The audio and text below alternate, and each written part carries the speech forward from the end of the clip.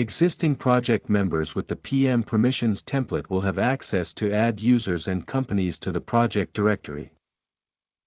To add a user to your Procore project, navigate to the project directory. Click the Bulk Add from Company Directory option and begin typing the user's name. If the user's name appears in black text, you will be able to select and add to the directory. Users that are already in the existing project directory will appear in gray text. Once added to the project, assign the user permission template. You may also assign a role if necessary and choose whether to notify the user via email.